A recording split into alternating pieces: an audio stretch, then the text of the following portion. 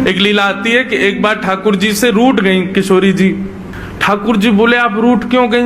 बोले ये नीली नीली मणि आप जो पहन करके आए हो, इसमें एक गोपी का चित्र दिखाई दे रहा है मुझको। ये कौन है? हमसे हूँ रूप गुण सुंदर, ये तो हमसे भी ज्यादा सुंदर है। इसके नेत्र तो देखो कितने प्यारे नेत्र हैं इसके। ठाकुर जी की मणि देख करके श्री जी कह रही हैं, इसकी मुस्कान तो देखो, पता नहीं कहां से तुम्हारे चक्कर में पड़ गई काले कलूटे, ये देखो कितनी प्यारी है। कौन है ये? इसके बारे में मुझे बताओ। मान करके रूठ करके बैठ गई। इतने में ललिता जी आई, किशोरी जी की सखी। ठाकुर जी से बोली, कहा भयो आज श्री जी नाराज क्यों हैं? ठाकुर जी मुस्कुरा के बोले हम एक मणि पहन करके आए हैं, उस मणि में राधा रानी को अपना ही प्रतिबिंब दिख रहा है, और अपनी प्रतिबिंब को देख के करें जे कौन है?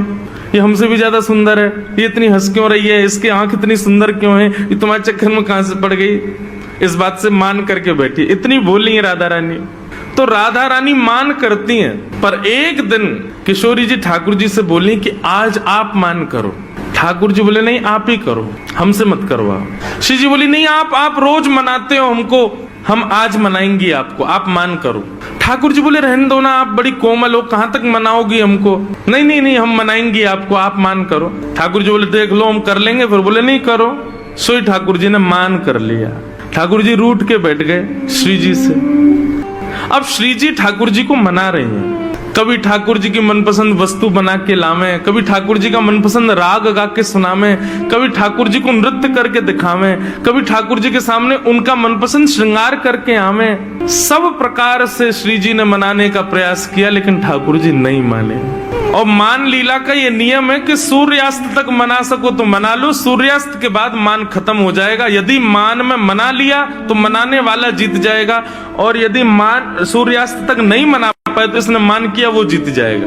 कैसा प्रेम है। सूर्यास्त हो गया महाराज, सूर्यास्त होके श्री जी आके बगल में बैठ गए। बोले ठीक है हम हार गए, अब मान छोड़ दो। लेकिन ठाकुर जी बिना कुछ बोले मान में ही चले गए। श्री जी बोली ये नियम नहीं है, सूर्यास्त के बाद मान खत्म करना होता है, आप तो मान में ही जा रहे हो। ठाकुर जी कुछ नहीं बोले, चले गए नंद भवन। श्री जी को रात भर नींद नहीं आई। बोले कि ऐसा कैसा मान किया कि रात में बात भी नहीं करके गए। दूसरे दिन फिर ठाकुर जी गौचारण के लिए आए। श्री जी आई, ठाकुर जी अब भी मान में ही बैठे थे। श्री जी बोली देखो ये बहुत ज्यादा हो रहा है, आप कल से मान करके बैठो, रात में बात भी नहीं करके गए और अभी भी मान कर रहे हो। फिर श्री जी मनाने लगी, ठाकुर जी फिर नहीं माने, और रात में फिर बिना बात किए चले गए। 2 दिन हो गए, अब तो श्री जी से सहन नहीं हुआ, इतनी व्याकुल हो गई श्री जी। कल तीसरा दिन है, कल अंतिम प्रयास करूंगी, यदि नहीं माने तो मैं यमुना जी में जल समाधि ले लूंगी।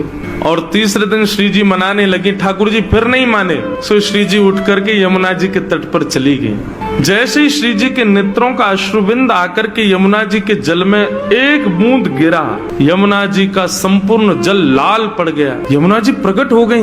हे श्यामा जी, आपको किसने विरह दिया? इतनी वेदना आपके हृदय में हो रही है। अभी आपके अश्रुबिंद का ताप इतना था, इतना ताप तो हमारे भैया यमराज नहीं देते किसी को नरक में, जितना ताप में आप हो इस वक्त। आप बताइए तो सही, किसने दिया आपको ये? श्री जी थोड़े भाव में बोली, तुम्हारे श्याम सुंदर मान करके बैठे 3 दिन हो गए, रीझ ही नहीं रहे। यमुना जी बोली हमारे श्री जी को श्रम करा रहे हैं, रुको मैं बताऊं इन्हें। तो यमुना जी गई महाराज, और ठाकुर जी जैसी पीताम्बरी, ठाकुर जी जैसा श्रृंगार, ठाकुर जी जैसा मुकुट, ठाकुर जी जैसे बिल्कुल कानों में कुंडल, ठाकुर जी जैसे बिल्कुल डिट्टो कड़ूला, ठाकुर जी जैसी वंशी, ठाकुर जी जैसा श्रृंगार। और श्रृंगार करके जैसे ही यमुना जी आई, श्री जी देख कर अरे श्याम सुंदर आप मान गए? यमुना जी बोली हम श्याम सुंदर नहीं है, हम यमुना जी हैं। अरे आप तो बिल्कुल श्याम सुंदर जैसी लग रही हो, आपकी महक भी बिल्कुल श्याम सुंदर, बोली भी श्याम सुंदर, चाल ढाल सब श्याम सुंदर। बोले यार श्याम सुंदर ने अपने रूप पे, अपनी वाणी पे, अपने कटाक्ष नेत्रन से पूरी गोपीन को कष्ट दे रखो, या श्याम सुंदर को यही के रूप से कष्ट दूंगी मैं। आप यहीं बैठी रही हो राधा रानी, मैं अभी जाऊं। और यमुना जी श्याम सुंदर को रूप धारण करके बिल्कुल वैसी बाकी चाल, वैसी अदा, वैसे ही सब, जैसे ठाकुर जी चलते हैं, जैसे ठाकुर जी बैठते हैं, बिल्कुल वही अदा श्री यमुना जी जा रही हैं। ठाकुर जी मान करके बैठे हैं। सोई बगल से यमुना